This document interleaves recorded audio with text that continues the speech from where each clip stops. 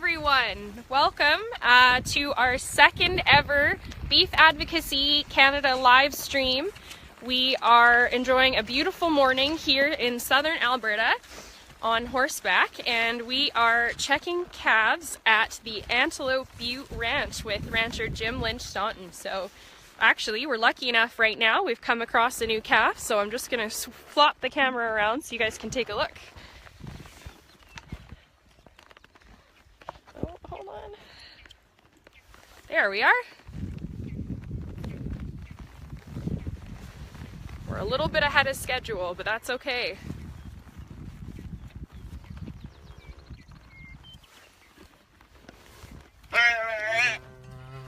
Well, the calf is just bawling a little because they're a little interested to see what's going on. Getting tagged is a new thing, especially when you're only a few hours old. And there, calf and mom are doing great. So now Jim is going to input some records into his record book, which is a really important part of the calving process. And once he's all finished and back on his horse, we'll chat with him a little bit too. We've lucked out with the weather once again here.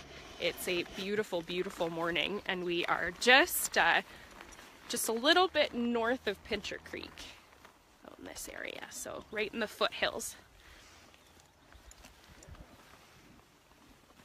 And I see we've got 2 people watching already, so thanks to those who have already tuned in. We'll do our best to answer questions while we're going, and if not, if we need to write answers, we'll do that later. So good morning, Jim. Good morning. So can you tell us a little bit about your operation out here? We can ride while we talk, or we're doing some interesting camera work here from horseback. So. Yeah, we're a 4th generation ranch. 5th generation was my kids, and we've done it in this area since just around the 1900s. As you can see, we're in the foothills of the Livingston Range. We're in Chinook country, so one of our advantages is that we generally have open winters from Chinook, and we're a beef booster breeder, so we provide M1 bulls to beef booster, and that's kind of what our cattle are. So they're an Angus Devon base, and as you'll see, they're mostly red and black, and performance tested for 30 years, and we hope that the results are good. Great. So do you want to talk a little bit about what this time of year looks like for you? So obviously it's early in the morning here, and we are, hold on, we've got a question from a viewer. Oh, it's a little quiet, so we're going to try and get the mic a little closer. But, there, we'll see. Uh-oh. I think I solved the problem. There, sorry viewers, I think we've got it figured out now, so hopefully that helps. And we're going to talk a little bit about sort of what this time of year looks like for those of you that didn't hear. So we're calving now. We started calving around the 20th of April.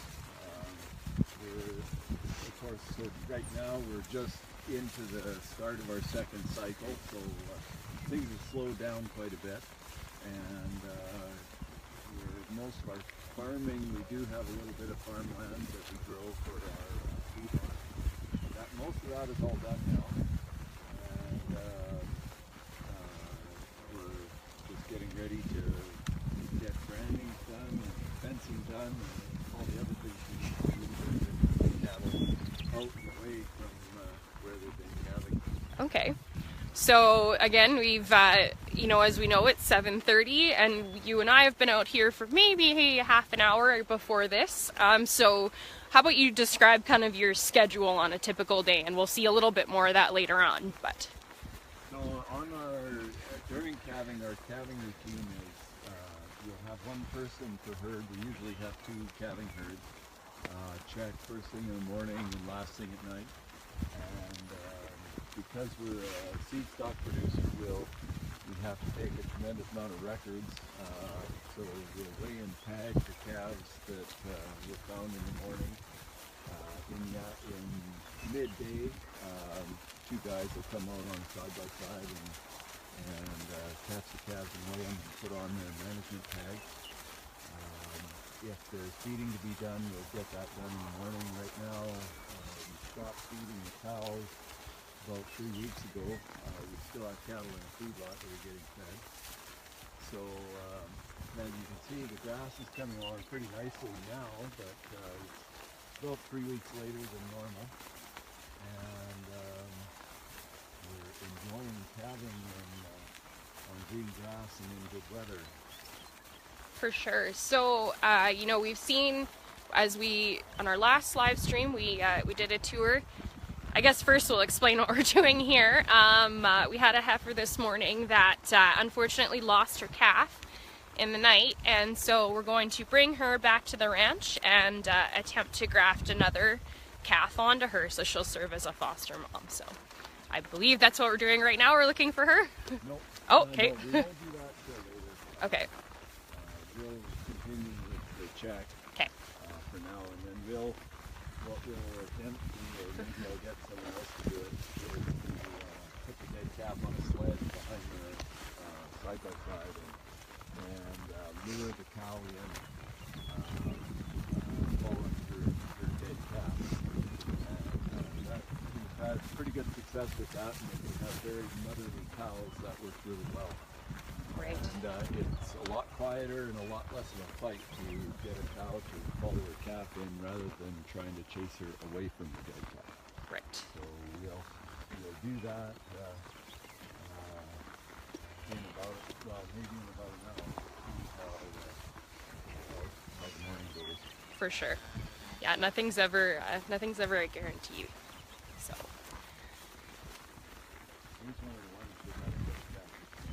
Great.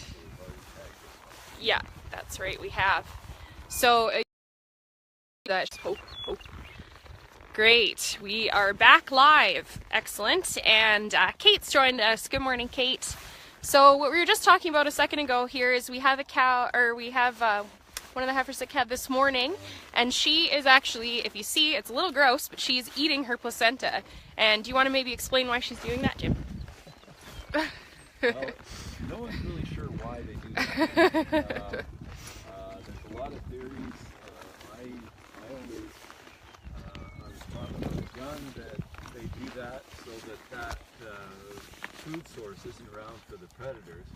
I've learned as well that nutritionally they do that to get back some of the nutrition that they've lost through calving, but the answer is, I don't know.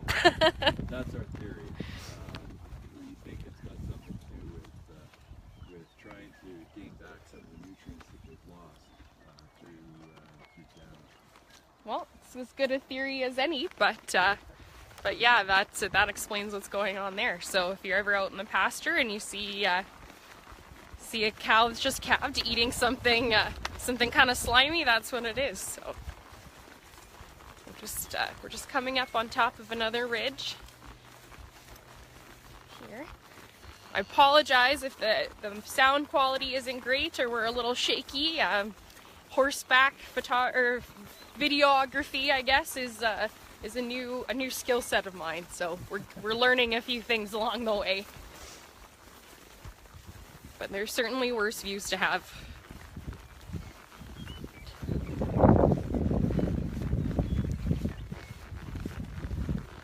Oh, okay. Sorry, Jim, you're a little bit too quiet, so from now on I'm going to paraphrase your answers. Thanks for the tip, Kate.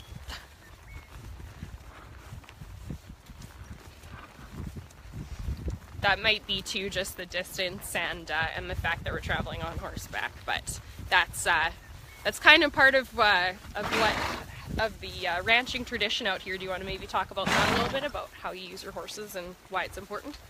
Sure. We generally move cattle with horses. We're not always checking cattle on horse. This year we've been doing the morning and night checks on the ATVs, mainly for speed. We have very few calving difficulties, so if we are going to have trouble, it's usually to do with the calf, and it's a lot easier to carry a calf on a side-by-side if you have to warm it up or get it melted. So the horses are important in that the mobility is so good. You can handle cattle so much better on horse. It's also nice to be able to listen to hear cows calling each other or calves calling. That tells you if things are mothered up or if the predators run through. Usually everybody gets pretty excited when a bear, a grizzly bear, or a wolf or something will walk through. You'll know about it just by listening to the cattle. Great. So just in case some of you didn't quite hear what Jim said, I'll just sort of recap. So he said that they've been doing their morning and evening checks primarily on ATV, and that's just for the speed factor. It's also a little easier to carry calves that way if you do have to bring one back to warm it up or to get it a drink. And moving cattle on horseback provides more mobility, and it also keeps the cattle a little quieter, and it's easier to hear them and hear the calves calling and the cows calling, so you can see what's happening and see if they're mothered up. So you talked a little bit about predation and some of the predators that you might encounter out here. Do you want to maybe expand on that a little bit? What do you see and how often do you see it? Sure. I think the past 20 or 30 years, we've had a significant increase in wolf population. And in our forest reserve where we run yearlings, we've had significant losses of animals due to wolves. And we've had fewer on the ranch here. I guess we've lost one cow and had a few injured due to wolves. But one of our most recent predators that's just kind of come up in my lifetime is grizzly bears. We're past 5 years running. Except for this year, we've had grizzly bears kill baby calves,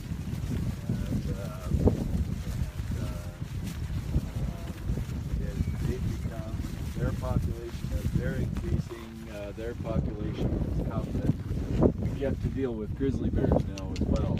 So something we've never had to do is be bear smart.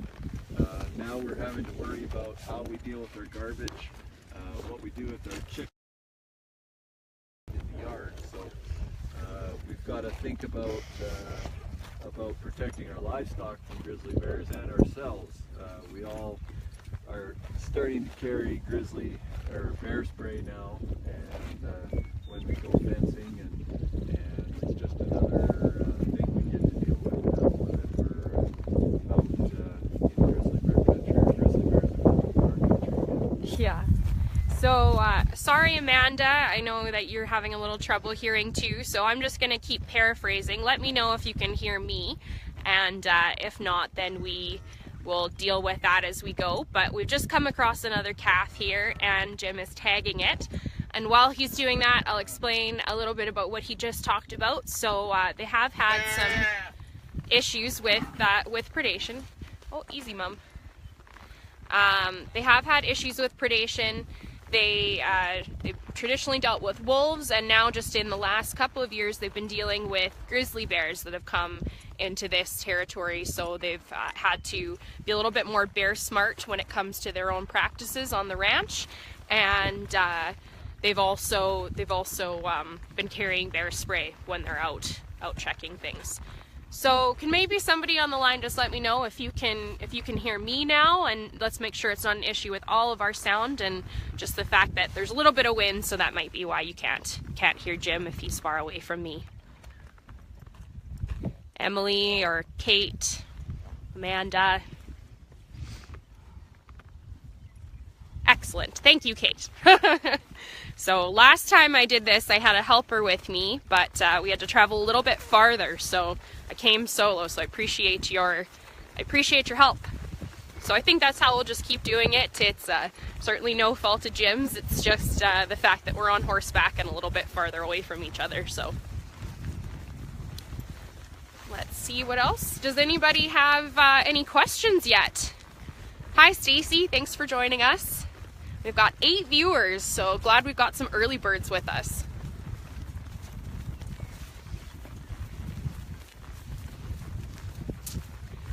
So Jim, you mentioned a little bit about your herd, about what kind of cattle you have, and the beef booster breed, but maybe for those who have just come on, just a quick recap about what you have. So. Sure. The beef booster breed was started in the late 70s, and the idea behind the selection was maximizing hybrid vigor and measuring performance and selecting for it. So rather than selecting for pedigree or what looks good or anything like that, we wanted a cow that takes care of herself, calves on her own, and then produces good feed. So we've been probably the first feedstock outfit in Canada anyway to measure performance on all the cattle right from day one, and we've got a tremendous phenotypic database of how we've done that. And so they're low maintenance cattle that we don't have to help calve very often, and we don't want to have to touch them. So any issues with trimming feet or helping calves suckle or anything like that, that cow gets demoted to commercial class, and her progeny don't get to be in the seed stocking. Okay. So out here, when we're doing our morning check, we're tagging calves. We're obviously looking for calving difficulties, but we find very few of them. And the first tag we're putting in is the RFID tag, and that's just the first step in identifying the animal and the start of its record. We'll be taking birth weights later on today, and giving them their other management tags. We're also, when we're weighing, we'll also take a DNA sample, which is part of the program we're working with Beef Booster and with University of Alberta to try and find genetic markers on all the cattle for the traits that we want and are hard to measure. Great. So we have a question from Kate, and she says, why do they calve now versus earlier or later in the year? So why do you calve at the time you do? We're calving the calve when we are now. The theory is that they'll be on green grass when they're started calving, and weather has kind of prevented that for a little while. Our grass is delayed, so our cows are probably a bit nutritionally deprived right now, but since we've moved from sort of April 1st calving to May 1st calving, our winter feed costs have gone down tremendously. And the reason that I haven't gone later into the summer or spring is more for our customers who are buying bred cows from us, that we want to be close enough to their calving cycle that they can still buy our cows. I would actually like to move later, and will likely do so in the next couple of years. Okay, great. Good question, Kate. So just a bit of a recap on the bit about Beef Booster and what the Lynch Stoughton's are doing out here is it's a breed that was developed for hybrid vigor, so that means crossing two different breeds to sort of get the best qualities of both. And they've also, so they're looking for ease of calving, which is obviously really important while they're doing something like this, where they're calving on open range, and manageability, that they're cattle that essentially look after themselves, so they don't need their feet trimmed or anything like that. And any cows that do have issues with calving or anything like that are going to be moved from the Beef Booster, the seed stock. And for those of you that don't know what seed stock is, that is where those offspring go on to sort of form the foundation of a breeding herd, a commercial herd, or another breeding herd. So what so any cattle that kind of have any issues that aren't meeting those criteria are going to be moved to a commercial herd, and their offspring won't be part of the Beef Booster breed. So we got a little calf hiding in this brush there. So you mentioned the green grass, and we're looking at the grass right now. It's obviously beautiful. We've got some native grass or tame grass. Do you want to talk a little bit about what the composition of your grass and what it provides? Sure. Our ranch is about 80% native grass, and 20% would be farmland or improved, quote unquote, improved land. The native grass is not quite as productive as some of the tame land, but the advantage with it is it keeps its winter quality much better. So in the winter time, we're fortunate enough to rarely have to feed more than about 50% of a cow's requirements in the winter time. They have to go and graze their own after that. And there's many ranchers around us that are able to supplement with just a mill run pellet or something like that. And we could do that as well, but right now we supplement with hay, give them a little extra protein and energy, and they have to go and scrounge for the rest. So we do have a little bit of farmland. We're farming about 700 acres of annuals this year, and about 500 or 600 acres of hayland. And the rest of the land is pretty much native land, which we try to manage in a way that we can maximize growth and animal performance, and keep the grass and the rangeland as healthy as we can. Great. So here we're taking a bit of a bio break on my horse here, so we'll just take a closer look at the grass. Can you tell us a little bit about some of the species that are of grass that you have here? Sure. There's prairie oatgrass and rough fescue. You're also looking at a lot of three-flowered avon, which all the agronomist guys will tell you that's an increaser and indicator of our poor management.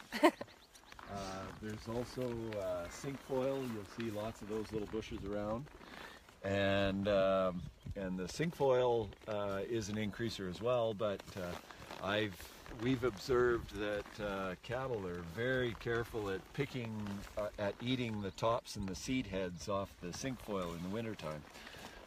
I've also noticed that the cattle really like the three-flowered avon in the springtime, because it's one of the green plants that grows first, and you'll notice a lot of three-flowered avon bunches in the exact shape of a cowpie. So I believe that's how a lot of it is spread. And there's also yellow bean. I've never seen anything eat that stuff, but I'm sure it has some function.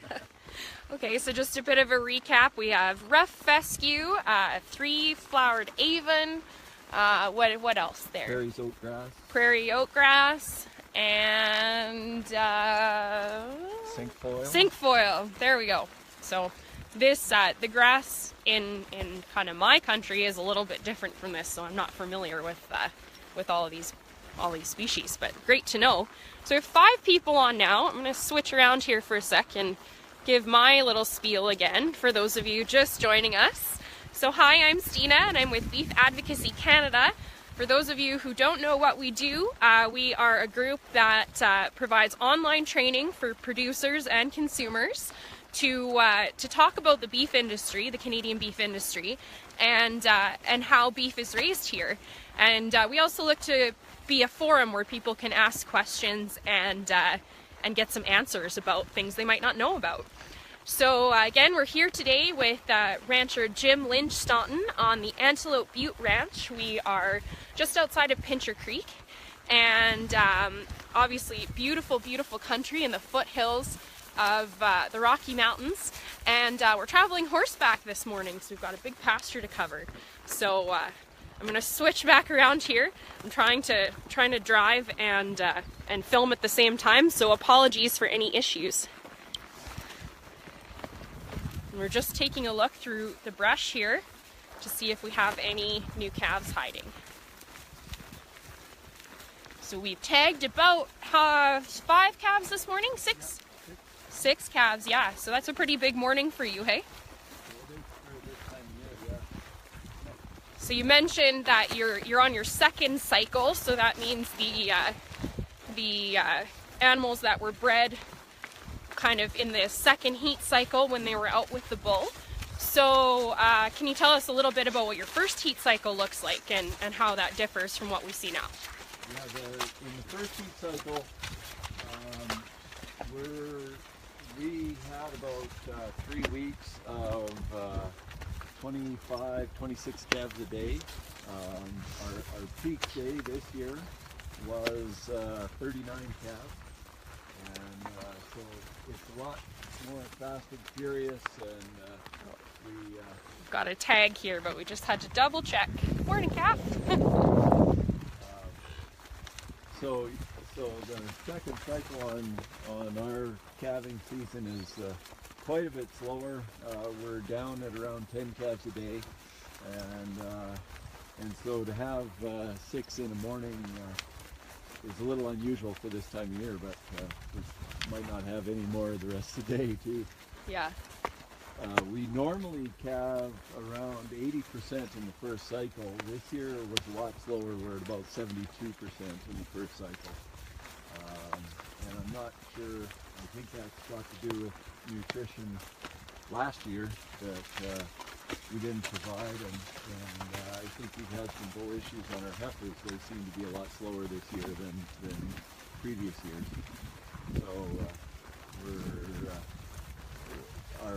I'm expecting our 2nd cycle to be a little busier than it normally is, but it's still, we're taking a lot more of a break now than we were a couple weeks ago. Great. So you talked about percentages a little bit, but maybe you could give us a rundown of the numbers. So about how many cows do you calve? How many have you calved so far, and how many left-ish? Yeah, we have about 900 calves, and we've calved. We've got about 150 left. So. Okay. So you guys can figure out the math. I haven't had my coffee yet today, so Fair enough, fair enough.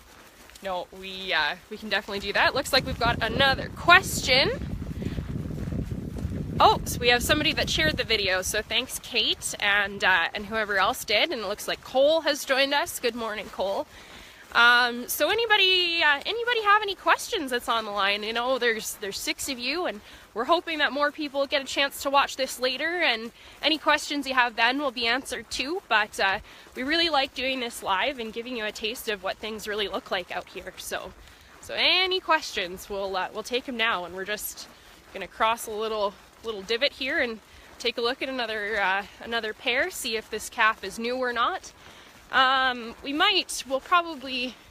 We'll see how the rest of the check goes, and then we might have to cut this a little shorter, but then we'll come back live again when we go to move move some animals around. So again, we kind of have to adapt to the schedule of what's happening during the day.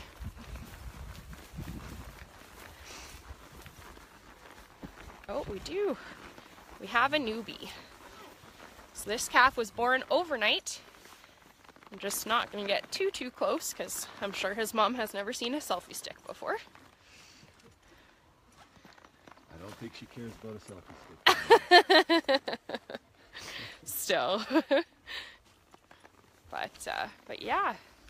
So again, as Jim mentioned, the first thing he does is put in the RFID tag, which is the government tag that holds a chip and contains a bunch of information about that animal that will follow it the rest of its life. So they all have to get one. And then he's got a little book in his pocket that he's going to write down some information. And it looks, I don't want to call it from here because there's a tail in the way, but it looks like we have a bull calf. Is that correct? Yeah. Excellent. Didn't want to make myself look bad. Oh, I got another question from Kate. And well, wait till you get back here, but get settled on your horse. But she says, how long has the ranch been around? How many generations? So I think we kind of talked about that, but we'll do it again. Yeah, I'm the 4th generation.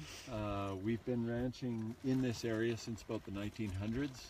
My great-grandfather and great-uncle started ranching around Pincher Creek about 10 years before that. And yeah, so we've been ranching on this location for over 100 years now. Wow. So I think it's pretty safe to say that sustainability is the name of the game then. Yeah, absolutely. So we talked a little bit about kind of some of the things that you do, you know, in terms of range management. That's really important. And you mentioned that most of your ranch is native grass. So that's, again, the same grass that's been here since your great-grandfather. Do you want to maybe talk about a couple other things you might have to do to sort of manage the landscape and keep the environment healthy? Well, we're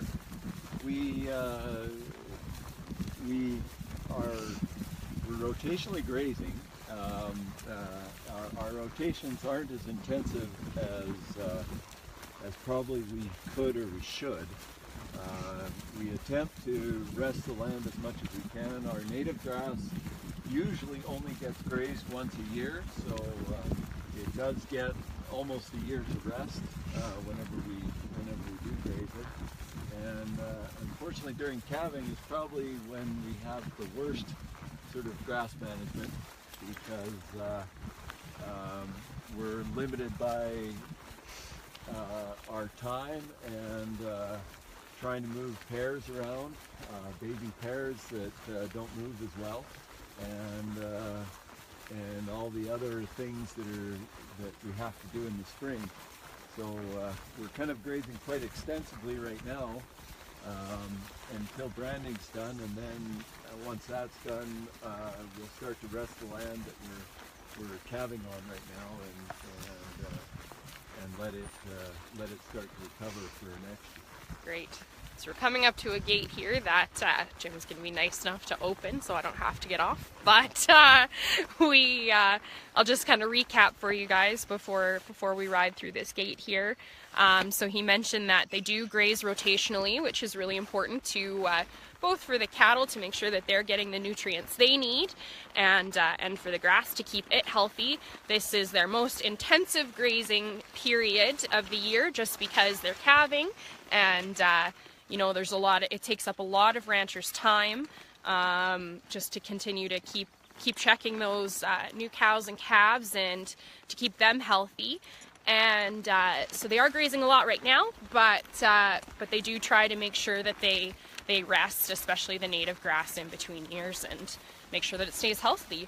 So our other partner in crime here that's following us around is Bart, and so dogs are another important tool for ranchers on the farm, especially out in these big spaces like this. Do you use your dog quite a bit, Jim? Yeah. I was fortunate enough to get Bart from another ranch hand who didn't find him aggressive enough, I find him, he's one of the best dogs I've ever had. They are a handy tool, but they're also a distracting tool. You end up watching your dog rather than watching the cattle a lot of the time. So they can be very handy, but having a bad dog is like being short two people. Right, right. So a good dog is up two people and a bad dog is down two people. So again, I mentioned we are traveling on horseback, and we have Jenny, and I cannot remember my horse's name. Dong. Okay, Jenny and Dong, pair of bays. So again, we mentioned that they have been doing a lot of their checks on ATV or side by side, and that's just for speed and to be able to move calves a little easier if they do need to bring them back to the main barn for a little extra feed or to treat them or something. But you know, the horse is still a very important tool out here, especially in this landscape. You can see that it's not always even, and so horses provide mobility, and the cattle are quieter around them. You can get in amongst the cattle pretty easily without scaring them, and you can hear sort of if they're calling and things like that without the noise of an engine. So we still use them today here. And we have Blake and Taylor that have joined us. So good morning, guys. If you have any questions, we'd love to hear them. We finished up our check more or less for now. We just came through a gate and we're heading back to the main ranch. Again, if you do watch this later and have questions, we're happy to answer them too. So just mostly live for the sake of seeing what things are really like out here. And again, we've been blessed with very, very good weather. Is this pretty typical or not so much for this time of year? Usually it's pretty nice. We've been spoiled the past 10 years or so of having very warm springs and great weather. We always, like everybody in the world, we always seem to catch at least one snowstorm during calving. So we caught 2 this year. And we did have some cold casualties that came from that, but we're certainly blessed to have a great day like today. For sure. So we have a question from Stacy, and she says, you may have already said this, but why do you calve on pasture instead of bringing calves into a barn? The biggest reason is we don't have a big enough barn. We're calving about 900 pairs cows this year. Last year we were at 1,100 cows, and there's just no way that we'd be able to have all the cows go into the barn. The way we've bred our cattle, we don't need to have them in a barn or in a corral. We find the animals are far less stressed. And calve a lot easier when the less attention they get from us. So we let them go and do their thing, and then we'll move. We'll if we have trouble, then we'll bring them in. But it's pretty rare. Our assist rate is it's under 1%. Wow. On both our heifers and our cows. So we don't have to use our calving chains very often, and it's a lot healthier and cleaner, and better for the cattle for them to calve out on pasture. We also calve a bit differently than other people do in that we don't have a calving field even. We start calving kind of away from the ranch, and as the cows calve, we'll move uncalved cows out of the pair field into a fresh field. So we're always calving on a fresh field that doesn't have any manure or contaminants on it that might cause sickness in the calves. And so the field we just checked is the 5th field that the one herd has has calved in. They calved in 4 others before this one, and so all those pairs behind, if we ever have any sickness on those pairs, we've got it isolated in a field that's behind our calving herd. So we can deal with it, and we can also keep it contained. Since we've been doing this type of calving management, we've got very, very little sickness in calving. Great answer. So just to paraphrase there, in case you didn't quite catch that, he was saying that they calve on open pasture, mostly because they have 900 head, and that would be a pretty big barn you'd need to put them all in. It reduces stress on the animals, being able to kind of be out in the open and having a little bit less interference from people. They said their assist rate, so the amount of calves that